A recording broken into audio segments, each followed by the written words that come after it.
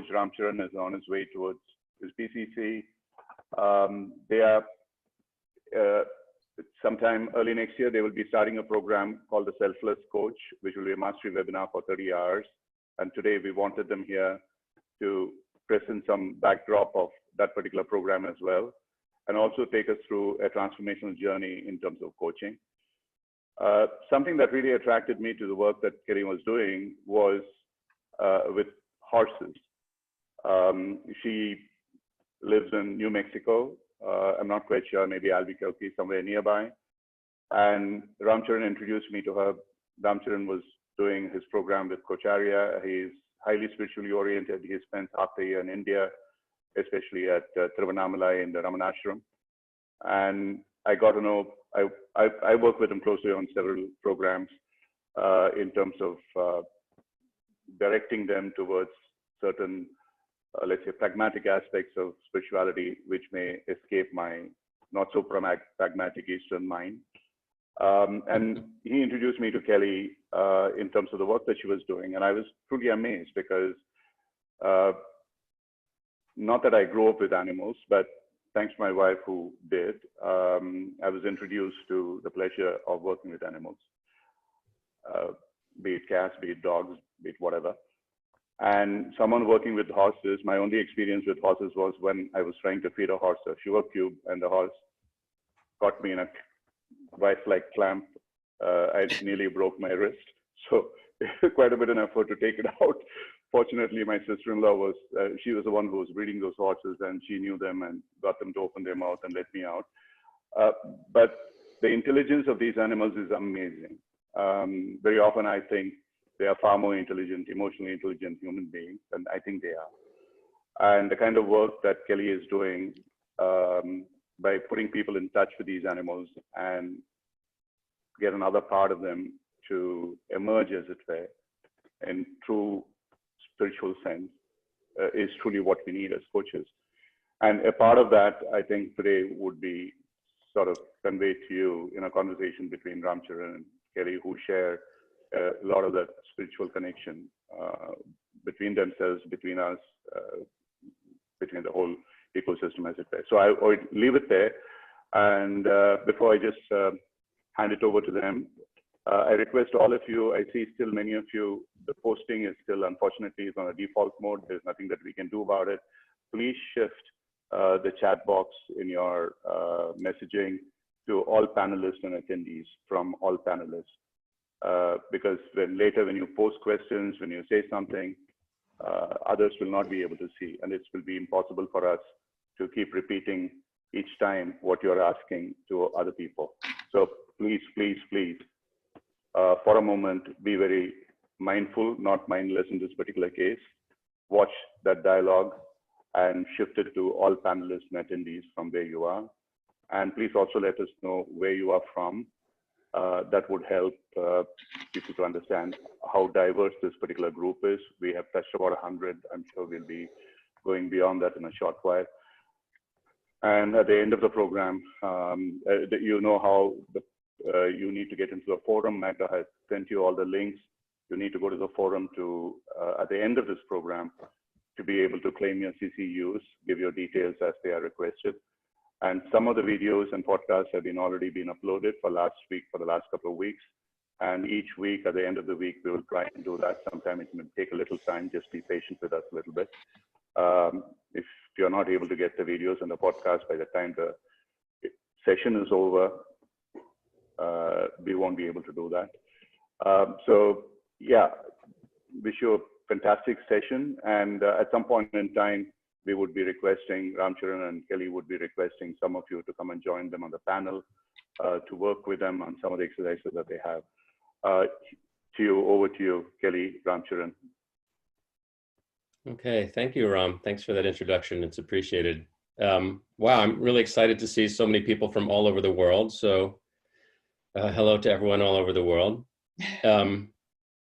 As you know, Ram said, I kind of have a background in spirituality and spent a lot of time in India. And so our topic, which is really about how to leverage presence in aid of transformation in our clients and in, larger society and in our relationships, that grew out of my background, which is, was basically meditating in India for a long time, started doing some healing work, both physically and spiritually oriented, and found that basically qualities of presence, the way I showed up with people, would affect their entirety, the body, the mind, all of it. It would bring them into balance just by my being present. But there's particular qualities of a deep listening presence that would facilitate that. So when I started to transition into coaching, which I've been doing for close to 2 years now, I brought that with me. And I found that there is a lot in the world of coaching about presence-oriented coaching, meaning we are not so much looking at the doing aspect, but the doing and the thinking and planning being sort of in service to somebody's really essential need for growth, transformation, evolution, et cetera.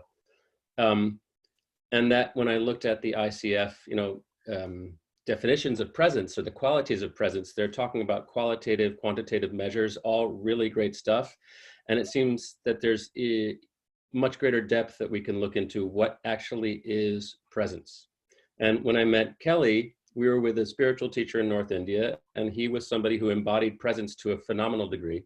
You could walk into a room with him, and without him saying a word, you would be having insights and shifts, and it was truly effortless. And so we both feel that everybody has the capacity for that. It's just a matter of orientation and focus. So we're actually developing this course we call the Selfless Coach.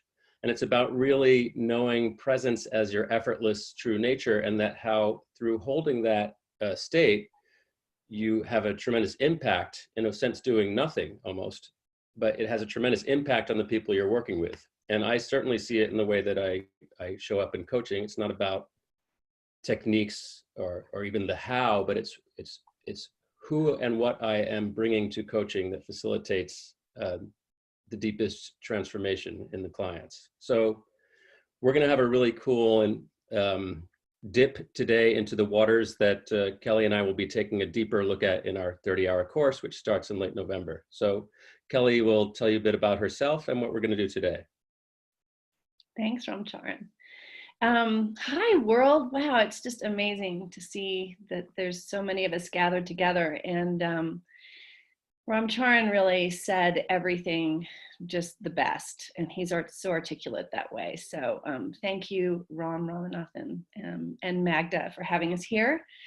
And today, I actually don't want to say anything further about myself, because I just feel that what Ram Charan said about where he and I are joining forces to bring elements of contemplative wisdom to the coaching field, he just said so well.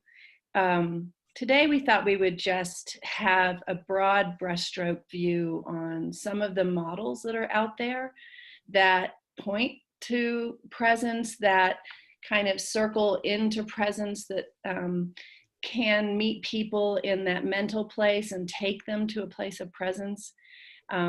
So we're going to sort of have a look at some of those models that are out there, and then we're going to work with one in particular called the work of Byron Katie, which again, is a model, but the spirit of the inquiry is so very, very powerful. So if you've done the work before, it's always wonderful to do it again. If you've not experienced the work, then we hope that you enjoy it and find that it can be very transformative. So should we just carry on from there, Ram Charan? Should we move on and get going? Let's get going. Let's start. Cool. I've got a slide for us all here. Okay.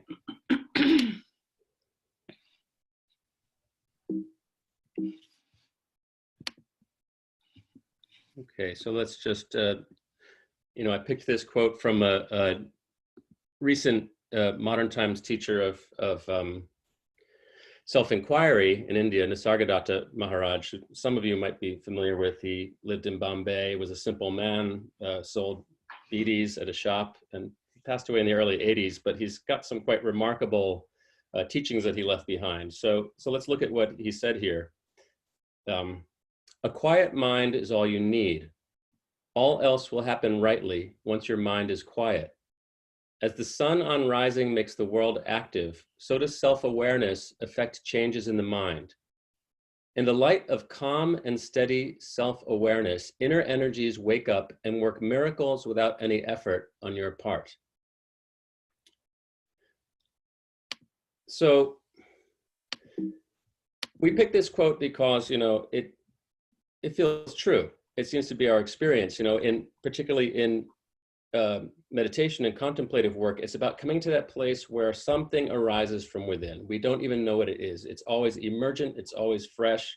It's always in the moment. And it's quite, on some level, it's always going to be a mystery how it works. So we really can't define it. But we'd like you to consider a question, to really start. And I'll read the question to you twice, just so you can be with it. And if you want to sit with it and then put in the chat box if you have any response to the question or, how that hits you. And it's that what if you could leverage enormous transformative capacities in your clients by your mere presence?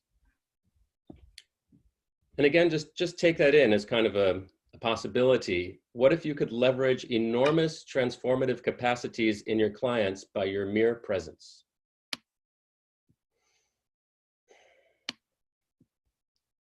So how would that shift the way you are, the way you work? Yes, Kelly, go ahead. Well, I was just going to ask, maybe here Ram might have some comments that are coming through with that question.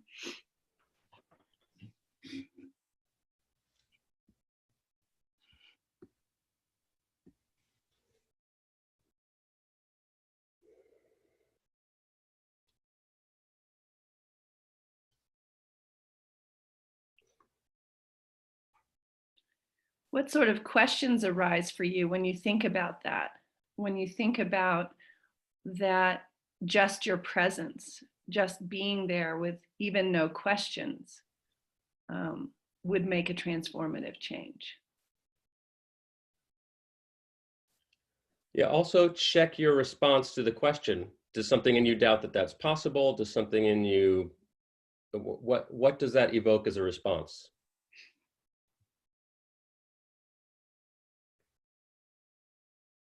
Because that is the space that allows for transformation, yes.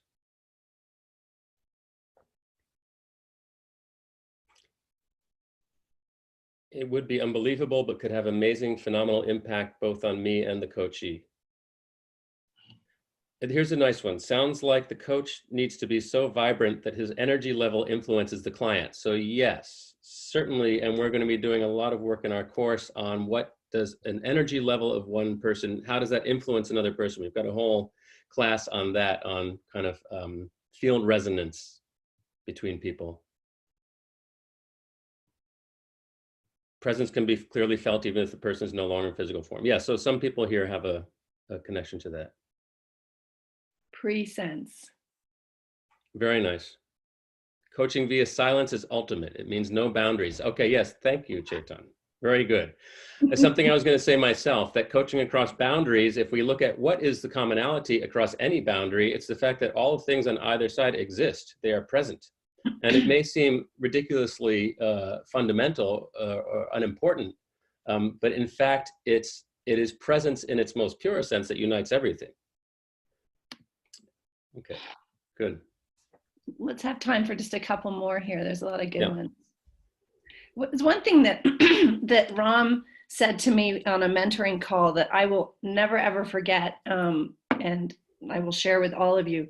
He was mentoring me for my MCC assessment, and he said the coach is very vulnerable, and that was very powerful for me because when he said that, there's such a vulnerability to just being present, and and to lean into the sufficiency of that presence. So to me, that presence can feel very powerful, but it can also feel very vulnerable because I'm not leaning into everything I know or all the clever questions.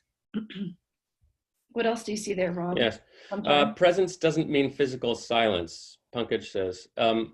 Total agreement with that. It is unaffected by activity or quietness. So the reason that an inner silence is helpful in coming into that state is because it creates an entryway for presence. But once that connection with presence is there, it facilitates any activity. It's really not disturbed. So it also, without going too far into it, that can lead into a more tantric understanding of presence-based coaching, because where action and actionlessness are not really so different, there's an energetic dynamism that comes into play in people's transformative process. Now, I can get very heady talking about this stuff, but that's way I can describe what I experienced. Right. Shall we move on to some of the models and then let everybody experience some of the work? How's that sound? Yeah, totally. Let's do that. Okay, great. So thanks everybody for being so engaged. So we wanted to give you just a broad brushstroke on some of the models that are out there. We're going to throw up a few slides so you can see them. And then we'll get to work with the work of Byron Katie. Please take a moment to, if you don't have paper by your side, grab a journal, grab some paper, grab the back of a napkin, because you're going to be doing some writing. So for the work of Byron Katie. So be sure that you have paper with you. What we want to share about these models is they very much are like that proverbial finger pointing at the moon. They're not the moon. I have seen over the decades of facilitating people that it's very easy for people to get caught on models and stay with models. Models are meant to kind of liberate consciousness rather than kind of make it narrow. So it's with this spirit that we share these models with you. There is a spirit of inquiry that, when earnestly asked, either of oneself or to your client, or the client asked of themselves, that can liberate deeper presence and sort of take away some of the obscurity that can seem to get in the way. So I'm going to just share some of these. So here's our first one here. Yeah, and as we share these, just bear in mind, you might want to look at not only understanding each model, but what is it that what are the commonalities and differences? And this is going to be a very brief overview here, just really a couple of minutes. Brief. Theory U, many of us have done a lot of work with, and thanks to Ram, he's really brought that into Coacharya and our experience. Otto Scharmer's work, great model for transformational change. And starting, he uses the U model, you can see on the screen, kind of dipping down into consciousness, suspending, basically letting go of sensing in, observing, letting go of your past, letting go of whatever model is there, and connecting with the heart, and then going into what he calls presencing, really contacting what is it that wants to emerge, and not in that place, not basing your experience on the past or the future, but just being with what is. And slowly a shift happens where something starts to come into consciousness, the future starts to emerge. There's a prototyping where the cognitive mind is brought back in, and then there is moving into action. So it's just a really nice way of describing this shift where we drop the past, drop the doing, let ourselves sink in, not know, and then be with what emerges and help bring it into manifestation. So that's one model, and that's a very deep model. All these models you can go way into. Mm-hmm. Yeah. This one comes from the 15 Commitments of Conscious Leadership. And basically there's 4 quadrants. To me, this is very much the victim stance. Life is happening to me. But the next sort of evolutionary step, and these are all mindsets, of course, they're not people, is by me, that I am able to manifest things in my life.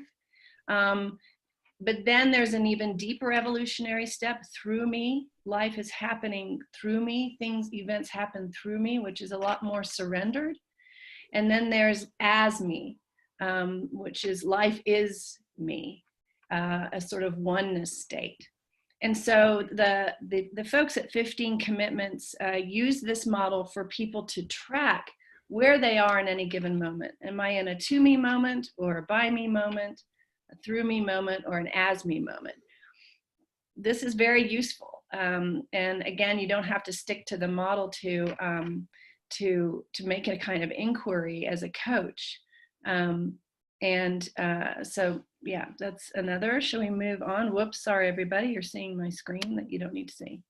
The next one here is the Awareness Wheel by Dan Siegel. This model represents pure awareness as the hub, and the things that we are aware of as the rim. So we can be aware of things set through our senses, through touch and taste and smell, or the interior of the body, or interconnectedness with another.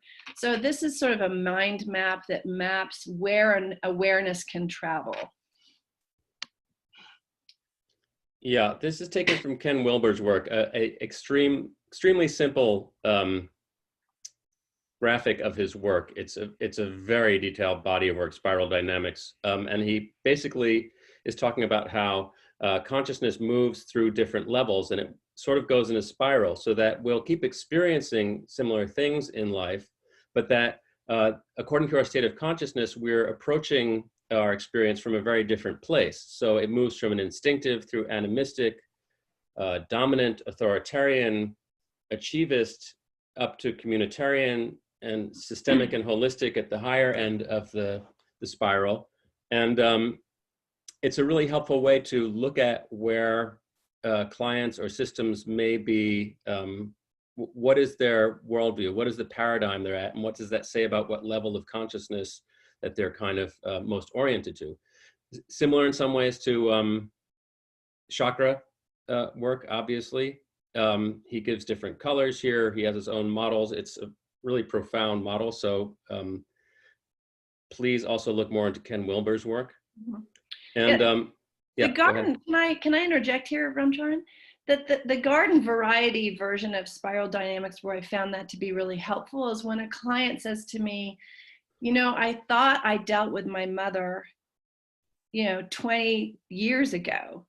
Well, that's because they're dealing with their mother issue from a completely different perspective now. So we often loop back and revisit issues, but from a different consciousness level. And that sort of helps people to relax, that they're not moving backwards. In fact, they are making progress in their life.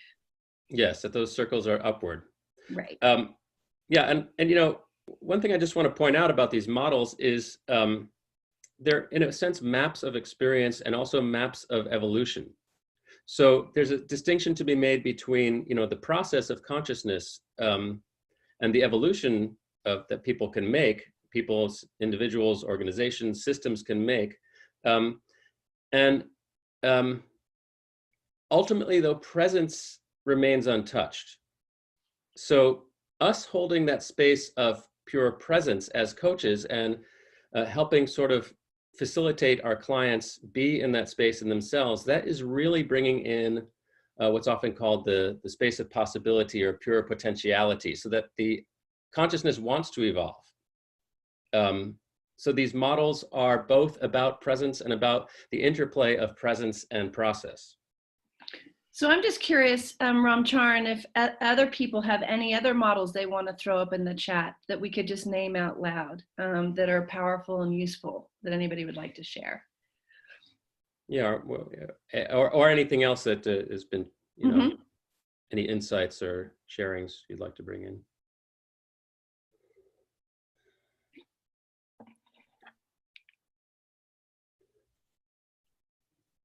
Heart math. Oh, yes. Yeah. Yes, Robert Dilts. Okay, good. Does consciousness evolve or is it changeless? That's a great great question. I would say much depends on your definition of consciousness. It does both. Yes, thank you, Denise. Richard Barrett, 7 levels of consciousness. Okay. Yeah, I don't know that. That's actually good. Thank you.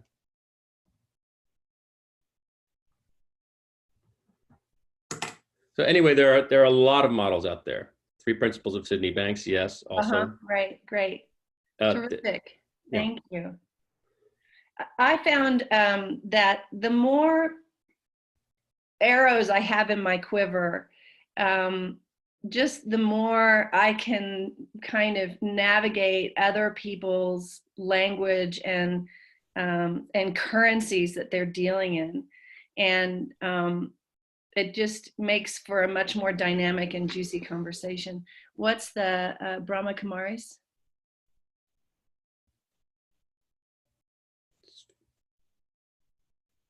Cool. So, okay, shall we start engaging in the work? Yeah, let's do it. Okay, cool. So the work of Byron Katie is basically 4 inquiry questions that you ask to any drama that you have. And I first encountered the work long before it became the work of Byron Katie. I just got to know Katie's biography, and she's a really special person. You can research her. What we love about the work is that it allows you to be perfectly human, perfectly judgmental, which is what Katie would say we all do so well. Even if we say we don't, we judge and criticize really well ourselves and others. And so it allows us to start right where we are in the drama, like right in the thick of the drama. And then to that drama, there are a series of questions to earnestly inquire into. And those questions start to peel away the appearance of veils that leave us with something much more empty, much more present, much more true to who we are, however we define that. And so I'll just throw up a slide real quick to show you how it works, and then we're going to start doing it ourselves together. Yeah, and if I can say, this is it's related to a question that just came in, that what makes it important for a coach to have models to create presence. So presence is not something that's created. Presence is your fundamental nature. It's veiled by beliefs, by habits, by identity, all these things that we hold in the mind. So it's really about undressing presence. And the models are just a way to kind of help look at your own experience and your client's experience in a way that points out where is your presence and where is it distracted possibly by non-essential functions. And by non-essential, I mean things that are not really the most essential to your nature. So it's sort of a way of navigating. And that also, before we go into Byron Katie's work, this whole question of inquiring into one's experience, the relationship to presence, is absolutely key. If you look at, if you're familiar with Ramana Maharshi, he used to tell people, just ask, who am I? That is the heart of inquiry, and that brings people into a state of tremendous presence. So much so that actually they don't even exist as people at that point. One exists as that state of presence. So a lot of these models have processes that come along with them, which are ways of inquiring into people's experience deeply. Byron Katie stuff that Kelly's about to lead us in is absolutely brilliant at that level, as many of you will experience today. Mm-hmm. That was a great question, actually. And, you know, I find my experience is that we are encouraged to meet people exactly where they're at. Sometimes someone is really ready for a question that is as powerful as who am I? Sometimes that's a violence to go there. Sometimes people have to be met really in the thick of their drama. And that's very compassionate. So, okay, so I'll share this. So here are the 4 questions. Is it true? Can you absolutely know that it's true? What happens when you believe that thought? Who would you be? And I just add, what would life be like without that thought? And then you turn the judgment around. So we're actually going to work with this right now. And here's what I'm going to invite you to do. Get out your piece of paper and think about whatever's kind of got you right now, and we're going to invite you to be really spiritually incorrect, to really let yourself, let your inner critic, your inner child completely off the leash, and go for it. It may be about a politician, it may be about your husband or your wife or your best friend or your colleague. So think about something that's kind of got you right now, and write just a paragraph about what that scenario is. You know, in my example, I'm going to bring up, my husband has all these chores to do around the house. He leaves tons of them unfinished. I always feel like I have to nag him to get them done. I wish that he would listen to me. So this is where I'm going to go, just as an example. But here are some very specific sentences I'm going to invite you to write. The first sentence is, what should they do? What should they do? Or what should they not do? What should change about the situation? So you can write this down and then you can flesh it out, because we're going to give you about 10 minutes to write. What advice do you have for this person or this scenario? In my case, they should just not be so busy that they can't pay attention to what needs to be done around the house. They should take better care of themselves, okay? What advice do you have for them? What do you need them to do so that you're happy? Again, please don't be spiritually correct here. We want you to really go for it. Yes, don't be polite. Don't be polite. What do you need them to do in order for you to be happy? I need him to just listen to me. I need him to get these things done. I need him not to leave so many things unfinished. And what are your complaints about this situation? He never listens to me. He is moving too fast. He doesn't take good enough care of himself. Okay, so you can see where I'm going. So what should they do? What do they need to do to make you happy? What are your complaints about them? What advice do you have to give them? And what do you want from them? Okay? And there was one question, which is a good question. Can it be about myself too? Yes. Yes, it certainly can. Yeah. I should be making more money, whatever. So yeah, go for it. If you want to go totally nutso on self-judgment, that's awesome.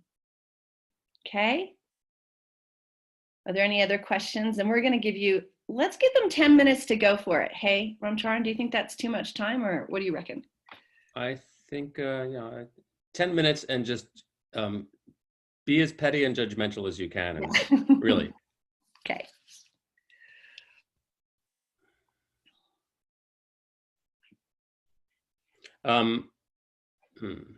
Key all the questions at once. Maybe Kelly, do you want to repeat the questions for people who didn't get them the first time? You mean to fill out the judging part of their journal? Yes. So what do you want? First, you do a paragraph on kind of your scenario. And then, but these are the very specific sentences to write out. What do you want them to do or not do? I want them to listen to me better. I want them to stop gambling. Whatever it is. What advice do you have for them? They should take care of themselves. What should they do? What shouldn't they do? What do you need for them to do in order for you to be happy? And what complaints do you have about them? They're so selfish. They never think about me. They should be grateful for all I did for them. That kind of stuff. You just write it to yourself. Don't this part you don't need to post. Yeah, you don't have to post it. This is your own private drama. Yeah, I mean, really have fun with this. You know, Yeah. everybody tells you to be nice. We're telling you don't be nice when you write this stuff down. Just really right from the gut.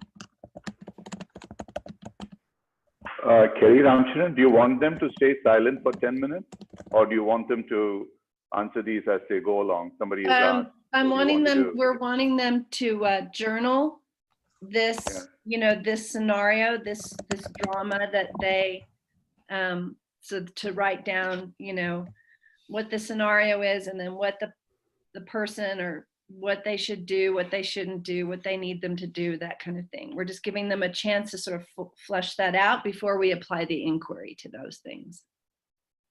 Yeah, which means for 10 minutes, They can journal. you want total silence? If it helps them to write down, to journal a little bit, that's fine. Sure. Yeah, Kelly, if you want, you can just, you know, put the placeholder slide, and we can that'll give people more of a sense that they can be in their own process for a few minutes. Okay. Yeah, you said about muting. You can mute yourself, Ram Charan, Kelly, both of you. Okay. You have the mute switch. You just have to mute and then unmute yourself when you're ready.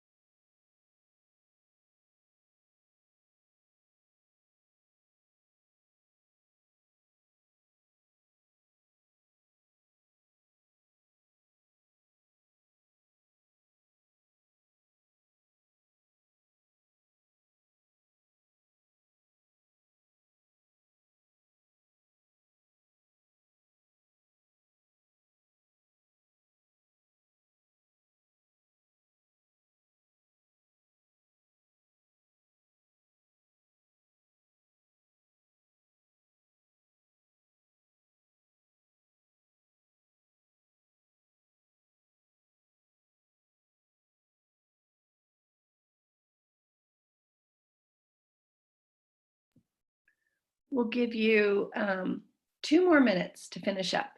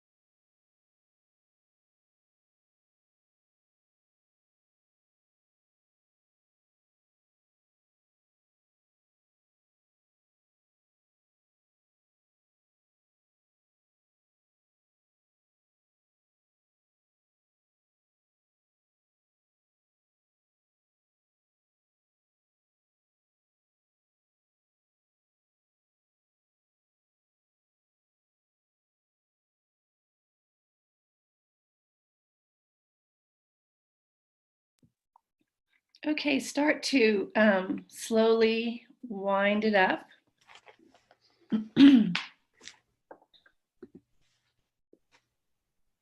Great. So we will ask for a volunteer to come and do this with us based on what they've written. But before that, we'll do it a little bit together.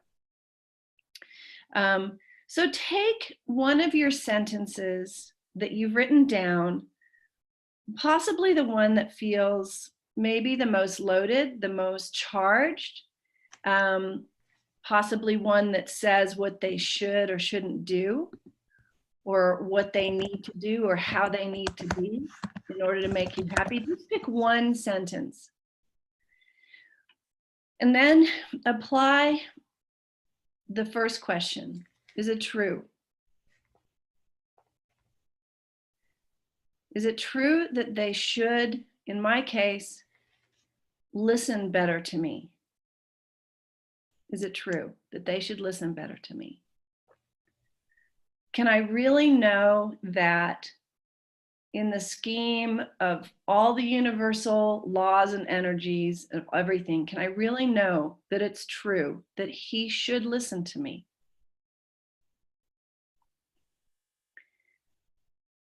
So when I ask myself that question, I don't know that it's true.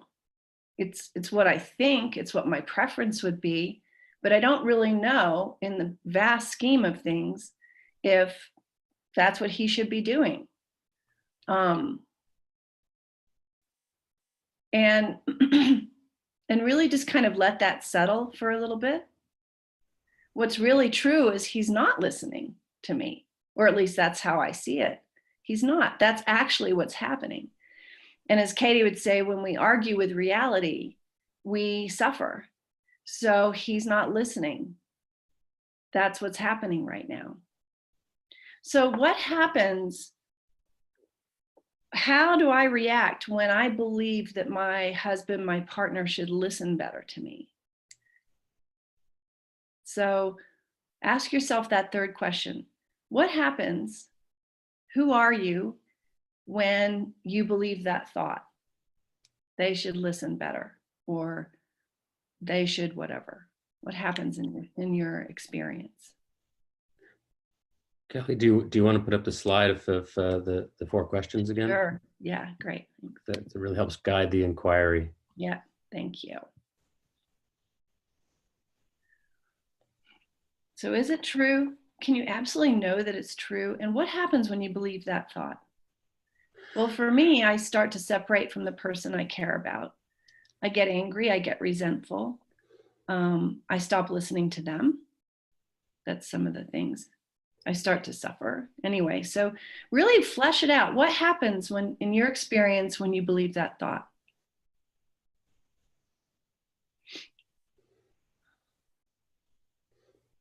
Ram Charan, I wonder if there's any, because I can't see it with the slide, if there's any chats coming up with people answering any of these. If not, we'll move on. Just when you argue with reality, you suffer. Someone says this. Yeah. Actually, Katie, who originated this work, says when you argue with reality, you lose, but only all the time. Yeah, right. But only all the time. Yes. You get reactive. Right. So, yeah, and please feel free as we're going through this, if you're having any insights or responses, to share. Wow, when I believe this thought, oh my God, my stomach clenches and I want to get revenge and I'm angry at everyone. Whatever is coming up for you in this process, please share. Have more expectations. Yes. Yes, great one. I have more expectations. Okay, here's a question. Yes, it is true. Then what? That was my confirmation. So I'd be very curious to know what is true. Do you want to do some work with Kelly? Would you like to do that?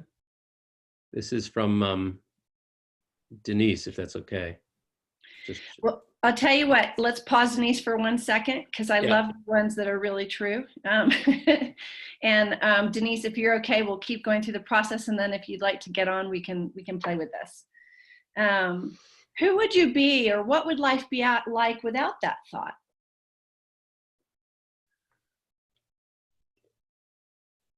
What are you getting any answers, Ram Charan? Still getting answers for number 3. Number 3, that's a juicy one. It's a juicy one. So yeah, so take a moment and just shift back and now look again. Look at question number 4. Who would you be, or what would life be like without that thought? Or let's say without that belief. Who would you be and what would your experience, what would life be like? So it's starting to go from the previous answer, disconnected, scary, it moves into peaceful, joyful, free and lovable, more freedom without that thought. I can claim my power back. Good one. Very good one. Yeah. And we, by the way, we're not, and nor is Katie, we're not implying you shouldn't have that belief. It's just an inquiry. Wow, when I really hold that belief close to myself and I believe it, I suffer. And when I don't, I'm peaceful, huh? Well, right. And who would choose to suffer?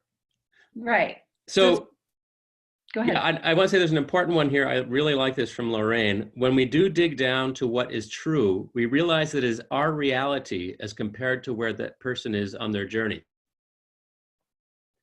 Mm-hmm. Yep.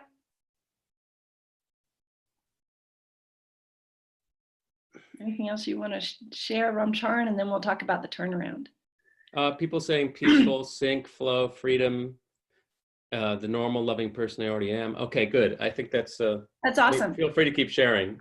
Great. Yeah, let's go to the turnaround. This is really nice. Great. And again, as coaches, these are, you can ask these questions in very non-synthetic ways, right? You can be very organic with how you ask these questions, but they're beautiful questions and they're very open-ended. So then there's a thing called a turnaround. So where you have the person's name, you will put your name. So if my sentence is, he should listen to me, I should listen to me. And just feel what that does in you. Is that not as true or even more true? Do you listen to yourself? I should listen to me. Now, the turnaround's very nuanced. If I'm judging myself, I should make more money. The turnaround would be, well, I don't have to make more money. That would be the turnaround. So the turnaround's quite nuanced.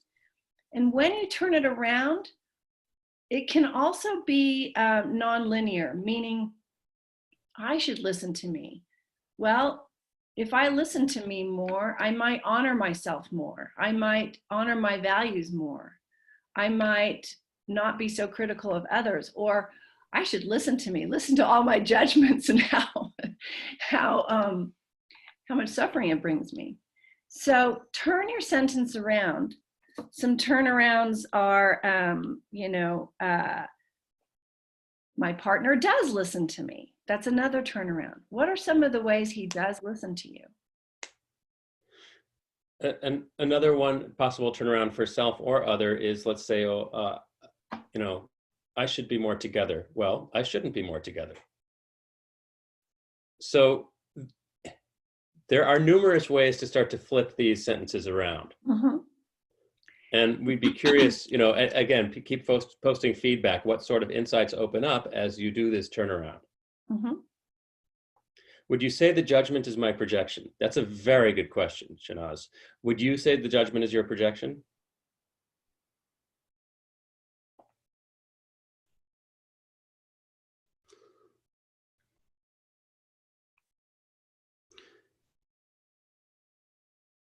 Yes, that's a simple answer. Agree. Okay. What else is going on for people with this? How are you feeling with this turnaround? What happens in your experience as you start to flip these judgments around?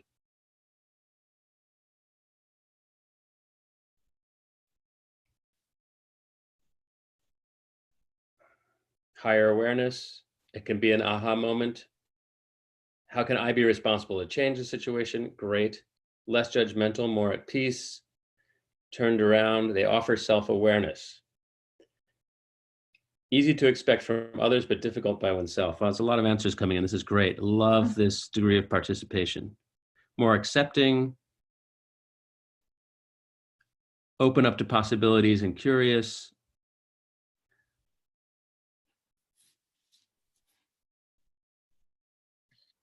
Make you conscious of what you ask. Understand their situation. Very nice. Okay, someone doesn't get the self-turnaround piece. I think that probably the best way is to, because we have some time, so we can play with it with probably one or two people. We could do a speed dating. It's a magnet for zeroing in on what's my work. Beautiful. Very beautiful. Wow. Really beautiful. That really hits it. Yeah. So not to get too into planting things in your mind, but when you bring the power of your judgment and you undo what is holding it in place, wow, that gives you a lot of power. And it also shows you exactly where you are stuck or believe yourself to be stuck, and you believe it's someone else's fault. So 2 hands raised, Ram. Yes. Yeah, we have 2 people, Pankaj and Chris, who have raised hands. Usually that means they would like to talk. I asked them whether they have any questions they haven't answered. Okay.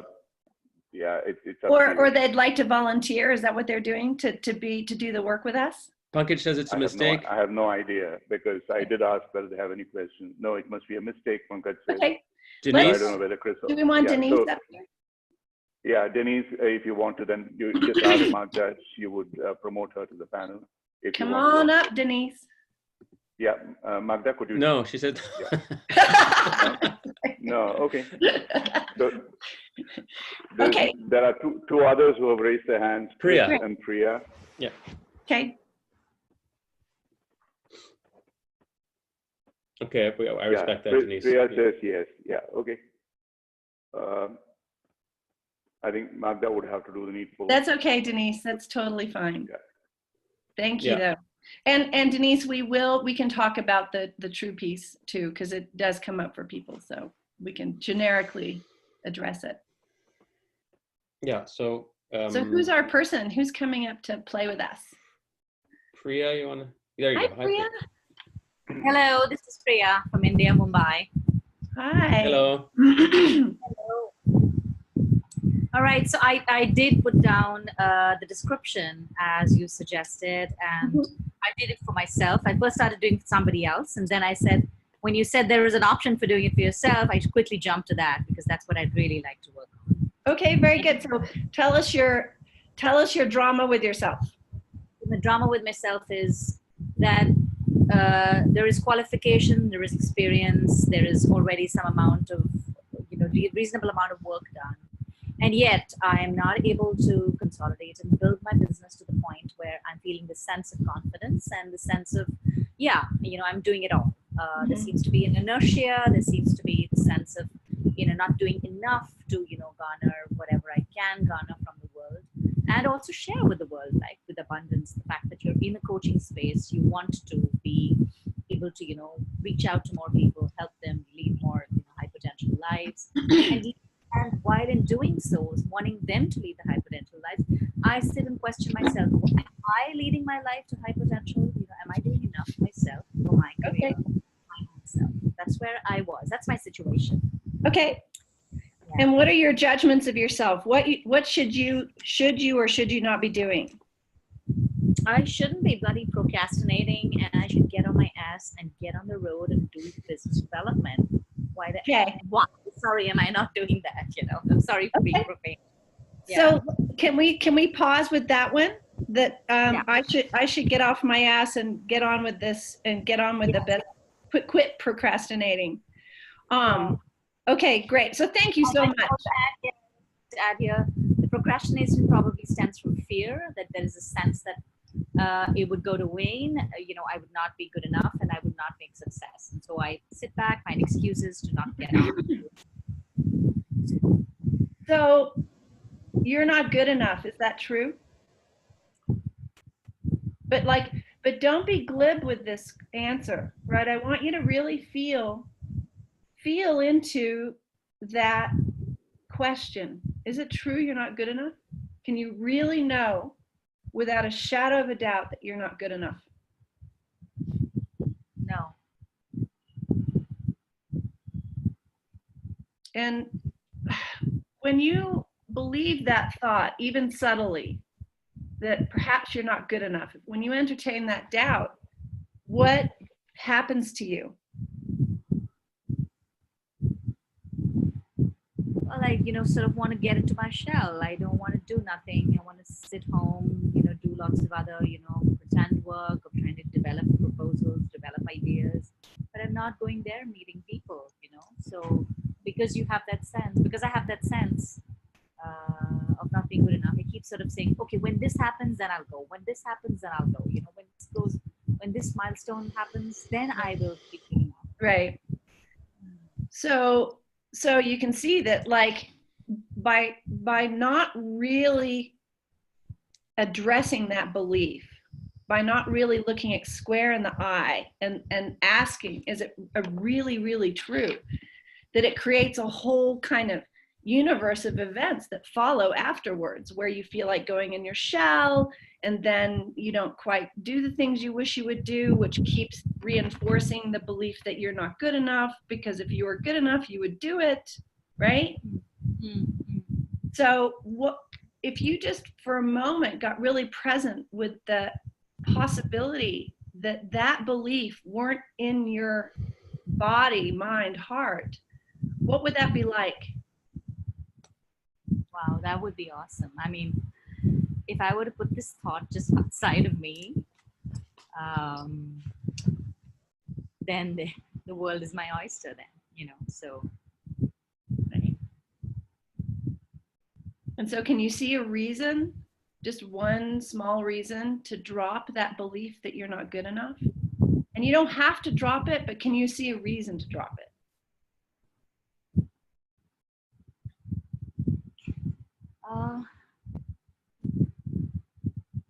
A reason to drop it. I hear that without it, the world is your oyster, and with it, you climb into the oyster. So, can you see a reason to drop it?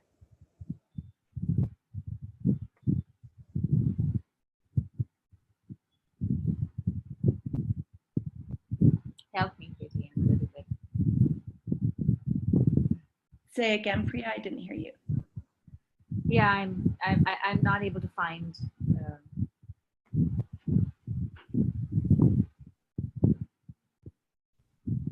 right words to say. You doing all right? Yeah, I'm just like a little bit.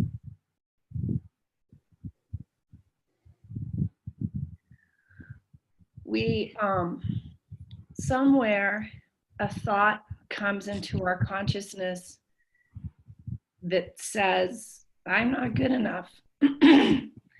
And excuse me, we think it's there because it's true. But it's just there because it's there. It's just there because it's there. It's not there because it's true. And no one gave you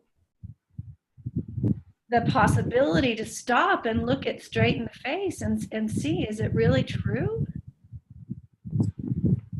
And so what's the turnaround? I'm not good enough. What's the turnaround? Do I need to be good enough? I am good enough. Or I am good enough? I am good enough.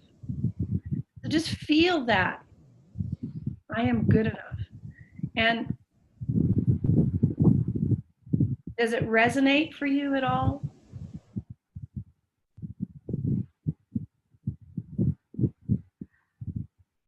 I'm not so sure right now yet.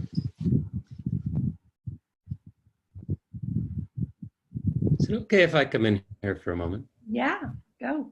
There's a piece in this, you know, if you really look at the third question of who or what would I be without this belief, just to come back to there, if you want to do that for a moment, Priya.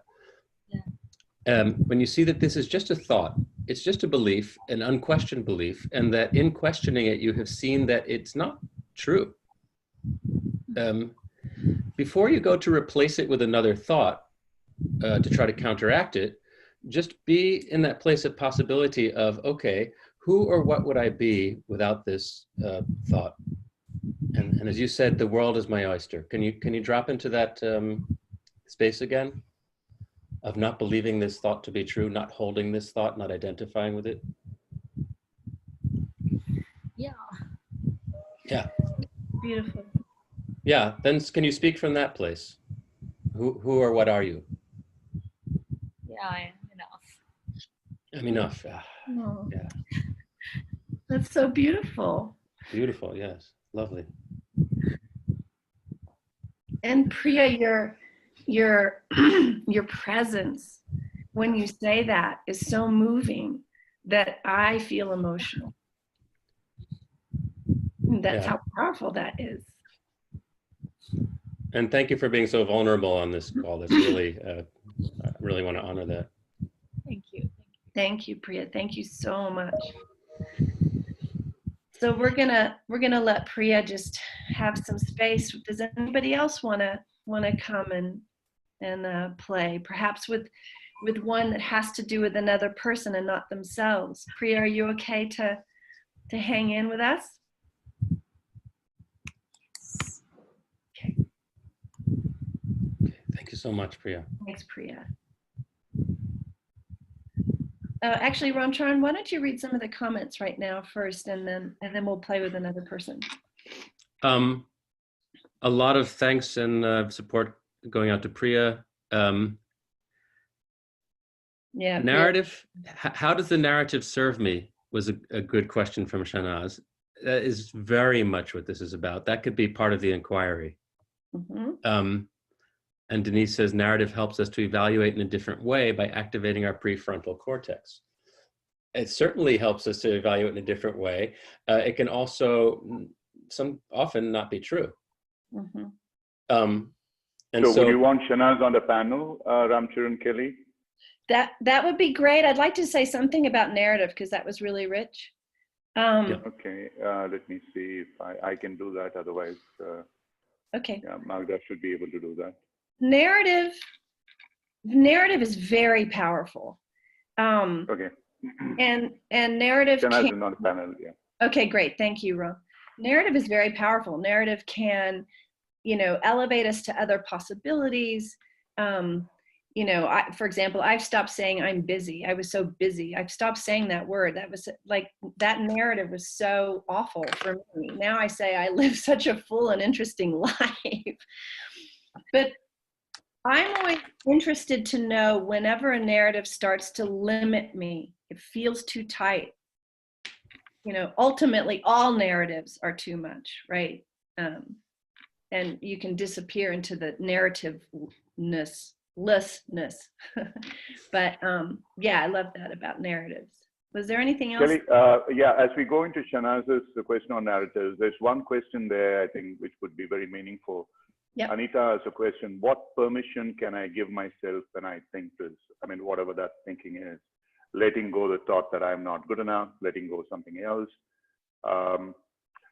We all feel invalidated for some reason, and we believe that someone has to give us the permission.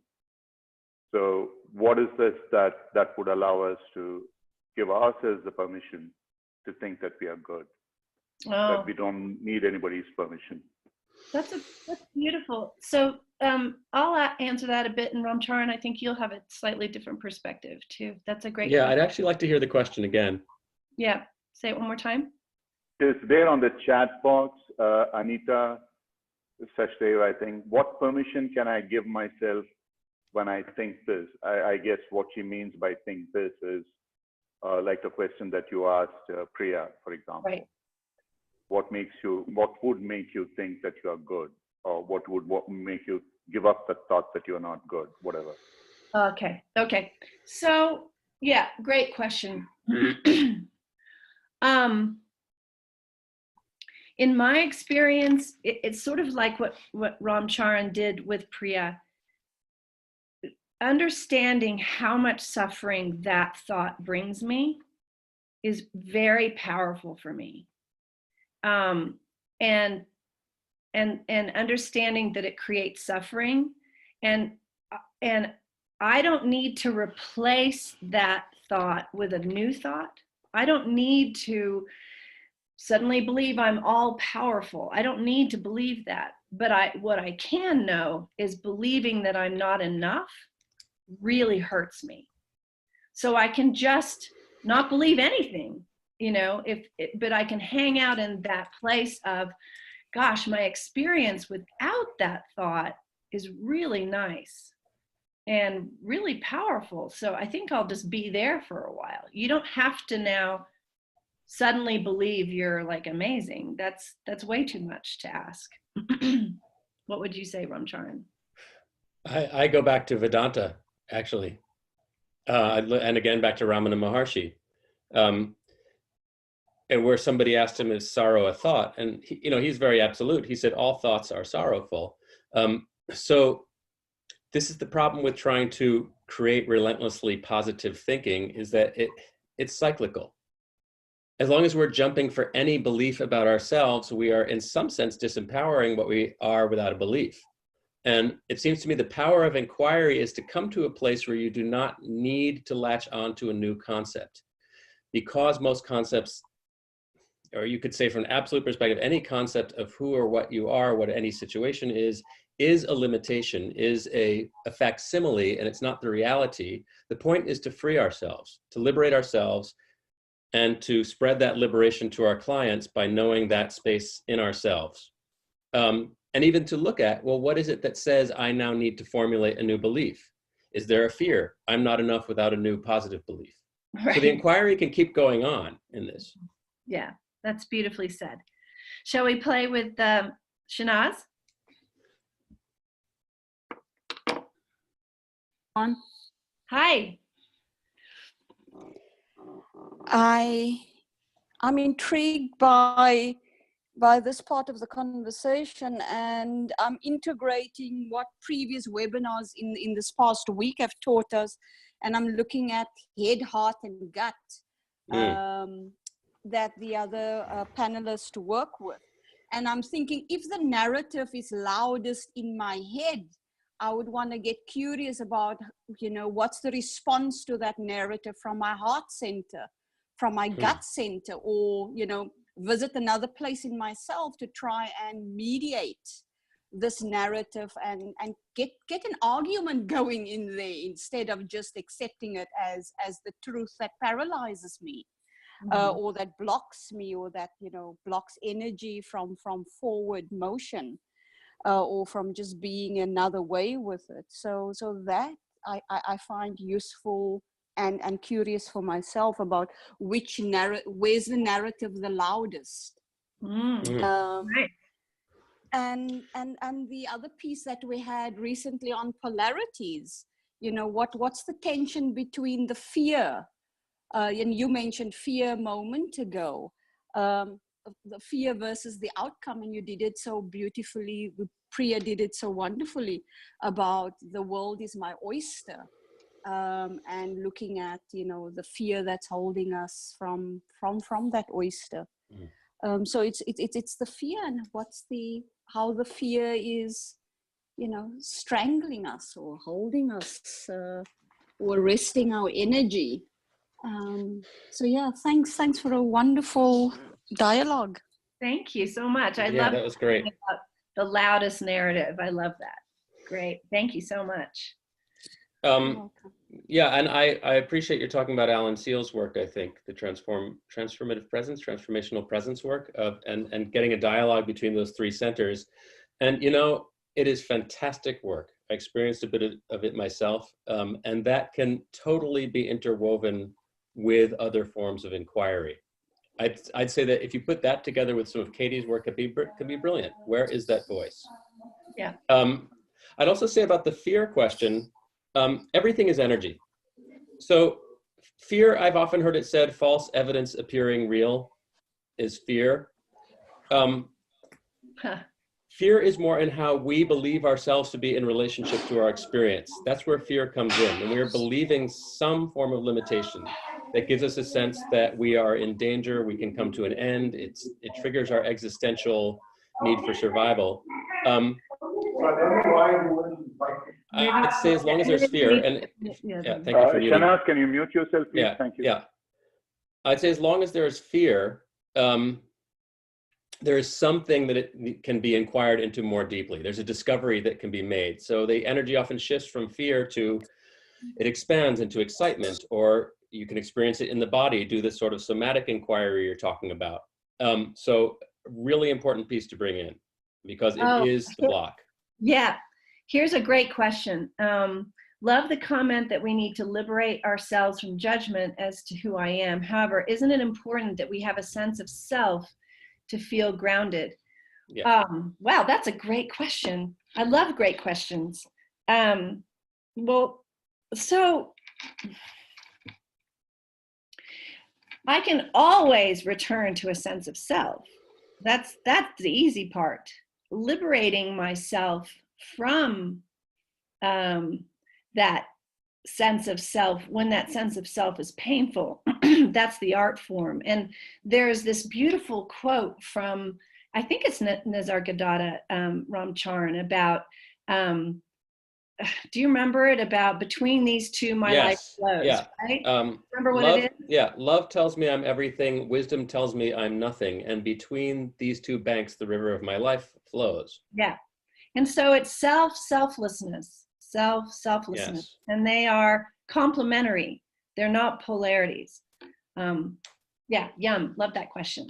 So let's see, we've got it's an 8:11. Do we want to do there's more? I think we should just open the floor, Ram Well, Charan. actually, Kelly, I was going to say I would love to pose a question because we have mostly coaches here, about how do you think that what we've been discussing today can increase your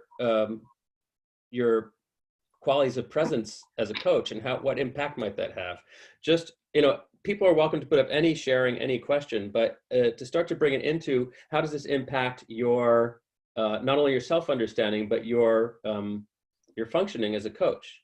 What impact might this have?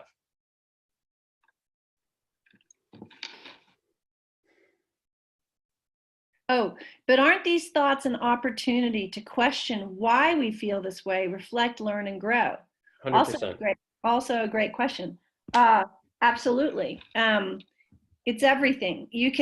I think Ram Charan said it the best when he said this inquiry can go deeper, deeper, deeper. It just depends on where you want to go and what serves you and your client the most.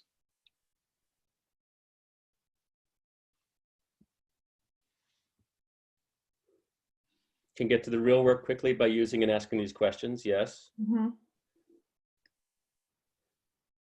Exercise we did today seems to be more about handling limiting belief. Absolutely. Handling or transcending. Yeah. Although it doesn't argue, this is the beauty of this work, it doesn't argue with beliefs. Right. Just like, what happens? You just look at it. There's no judgment. There's not an agenda to get rid of them. There's no moral high ground to this work.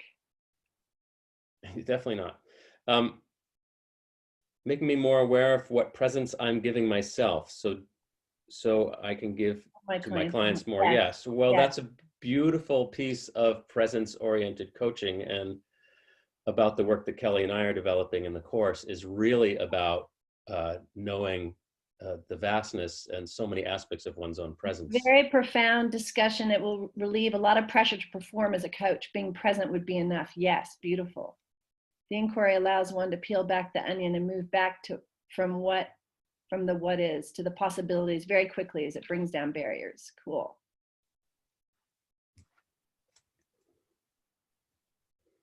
What you think expands, yes.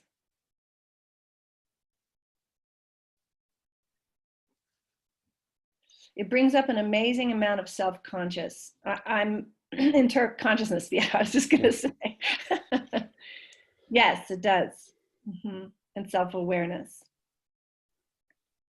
We see ourselves in others most times. So actually in Katie's work, she says, what I thought was you is me. Yeah. And it's really very transpersonal. I'm sure Fiona would agree. It creates the capacity to step back and think again. Absolutely. It creates, what is that capacity, that space? Yeah. Ram Charan asked that I share just really briefly about how I first encountered the work.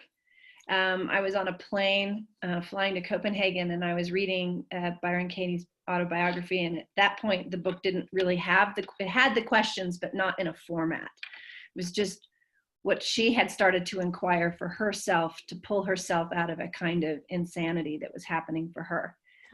So I'm sitting in the airplane with some socks on my foot, and I didn't really have a particularly loud narrative going on. So I just thought, well, I guess I could ask this question to anything. So I looked down at my foot that had a sock on it, and I said, it's a sock.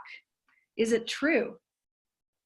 I've been told it's a sock, but is it a sock? And honestly, you can ask that question, is it true, once and very sincerely, and you never need to ask it again, because it turns your universe inside out. What do I get when I believe that thought, it's a sock? Well, I get to feel separate from everything. There's a sock, there's a foot, there's a person, there's a chair, there's an airplane. And at that moment, everything kind of turned inside out. And there was no line between sock and leg and foot and chair and seat and me and other. And that was such a profound experience.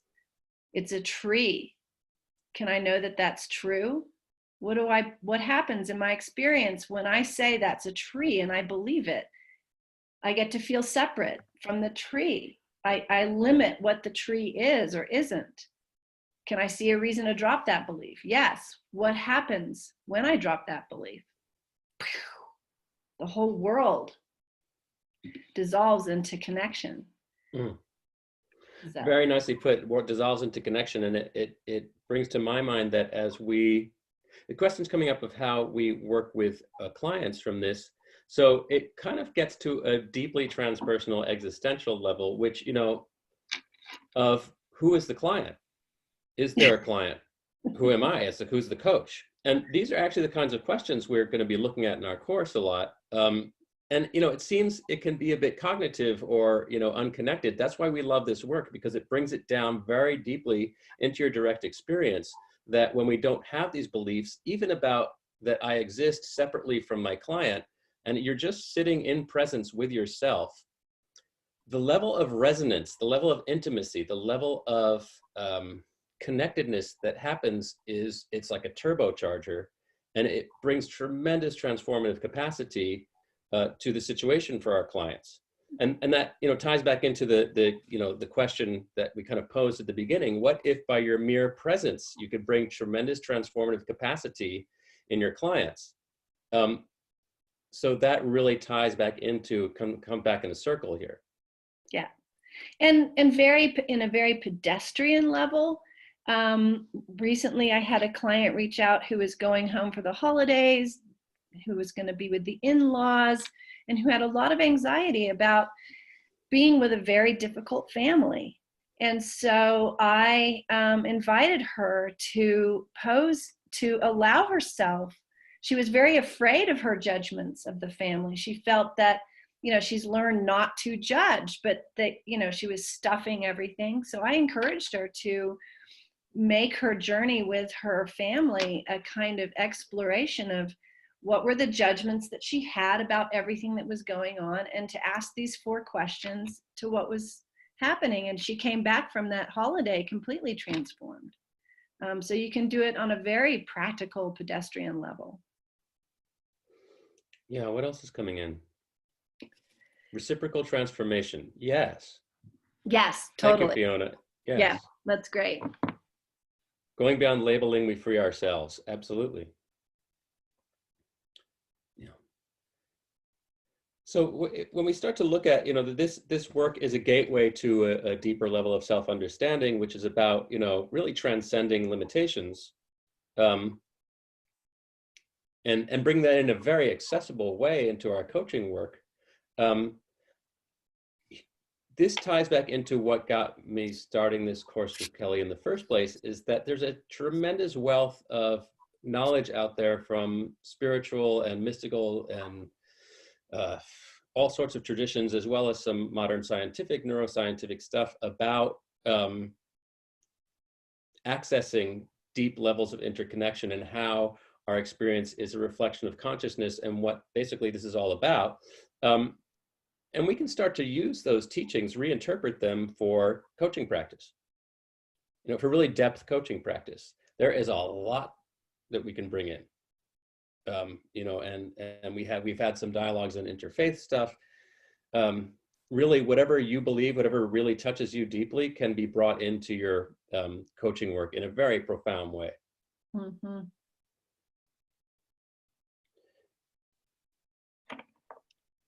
Yes, definitely do this exercise in ourselves before working with challenging clients or situations, because where's the challenge? The challenge is within us, actually. If we see the situation as challenging, that is us seeing it. Okay, good. I am another you. I exist, hence you exist. Yes.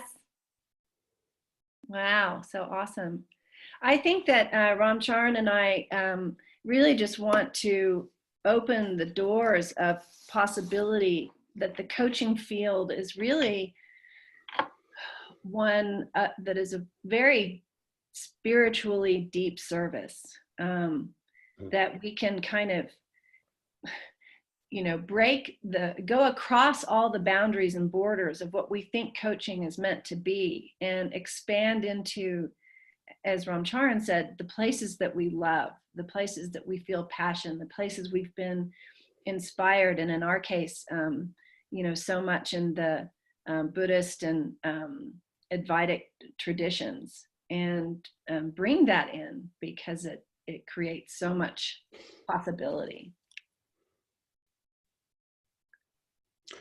Pankaj says it is transformative for the self, and a transformed coach is enough with his or her mere presence. Absolutely. Mm-hmm. To be transformational coaches, we need to be in our own transformation. Yeah. I'm intrigued about how to make a habit of going to presence quickly, especially when in the grip. Great one. That's a great one. Ram Charan, I think you're the dude for that. You're the major dude. Well, presence is never absent. So it's a matter of learning to recognize, and it's sort of like exercise. You know, you exercise, you get your muscles, and you know how to respond quickly. So I think this is also something we'll touch on in the course, of what sort of daily practice can you bring in your life that familiarizes you with the choice you have to engage in a situation or to inquire. So if you're really interested in that question, that very question, how to make a habit of going to presence quickly, especially when in the grip, that question itself will lead you to the answer. And I love what is aware of being in the grip, and be with that's aware. Then the grip doesn't have to go anywhere. Something's aware of the grip. What is that something? Yeah, and that may seem like a small point, but actually it's huge. When there's, again, no judgment, no arguing the reality. Okay, a grip came up. Do I really know that it shouldn't be there? No. There's no argument with it. Being is enough, yes. Yeah. Now there's many depths to this. Absent. Yes, I always meditate. Yeah, it's good. Sorry, go ahead, Ram. Well, also I was going to say presence is never absent. Well, you know, it's important not to get stuck on any point of view. Even a statement like that just sounds like, huh, what does that mean? Okay, let me sit with that. Presence is never absent. Well, we can also start to look within what we're calling absence. And that is an even deeper level of inquiry that, you know, I call more tantric, where, you know, any point of view has an equal opposite valid point of view. And it's I'll just leave it there for now. We have a whole class devoted to that in the course we'll be doing in the Selfless Coach.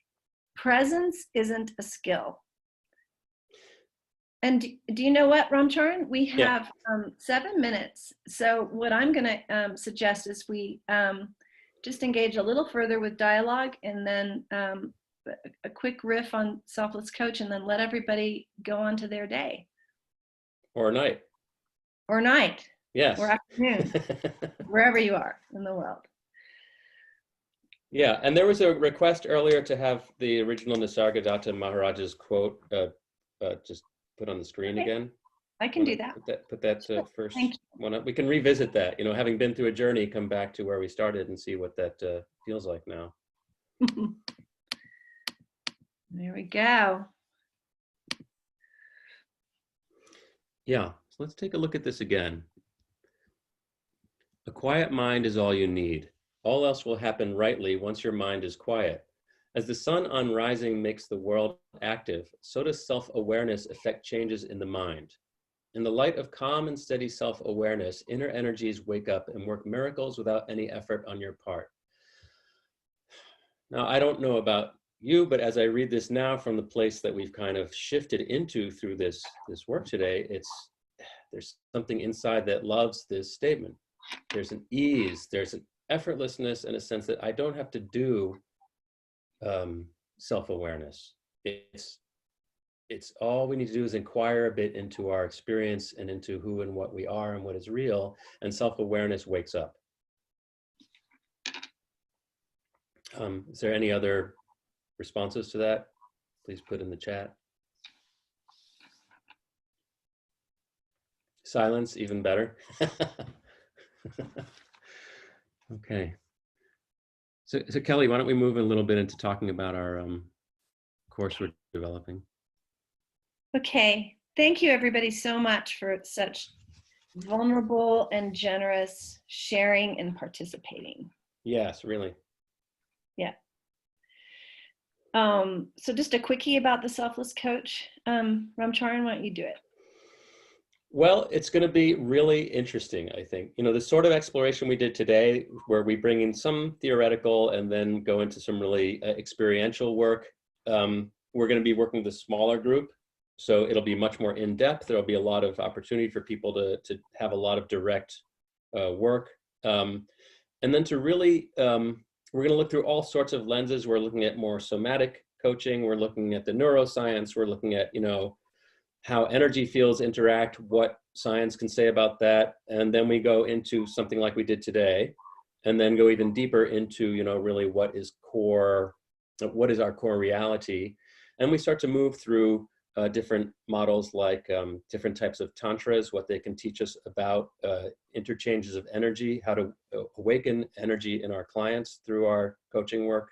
We're going to look at trauma and how that often blocks our nervous system feeling safe.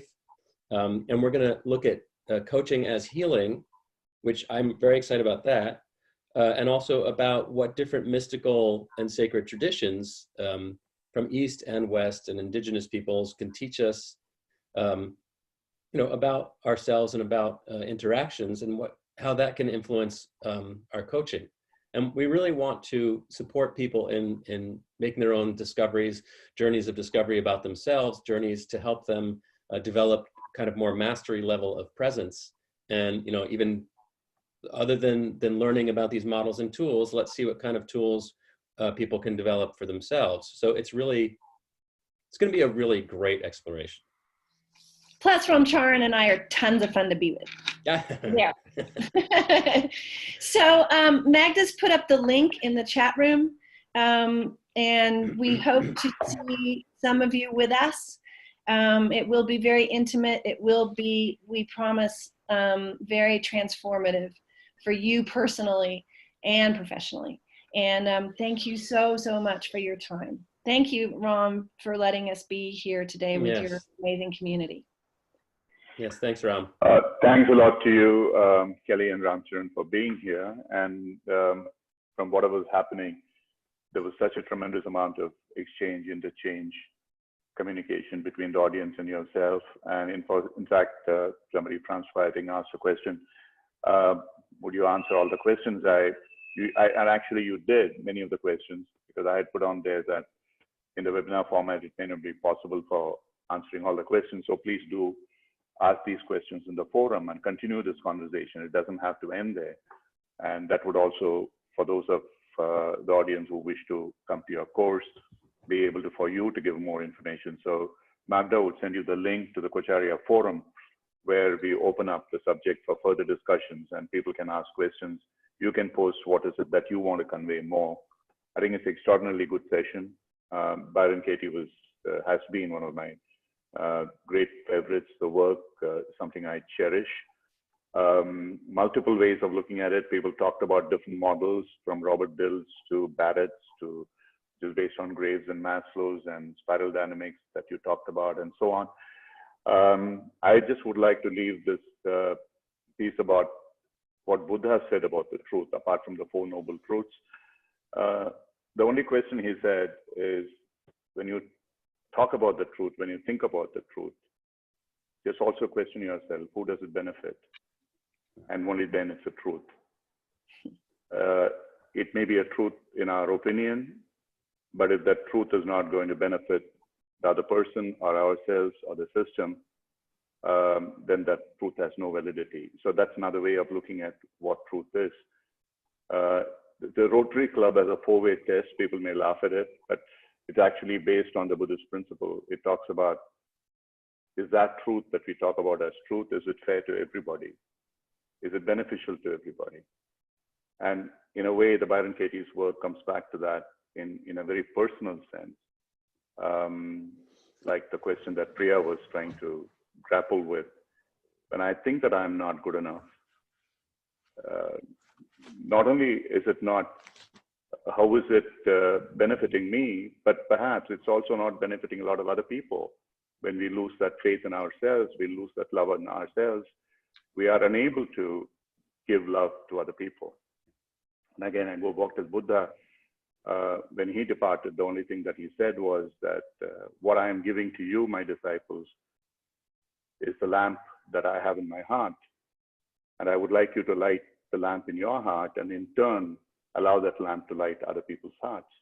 So what he was talking about was the love and the compassion that he was conveying to those with whom he worked, and in turn that can be done. That can only happen when you genuinely feel that you are good, when you genuinely love yourself. So I just would leave at this, and I would invite all of you to be putting up your queries, your comments, whatever in the forum.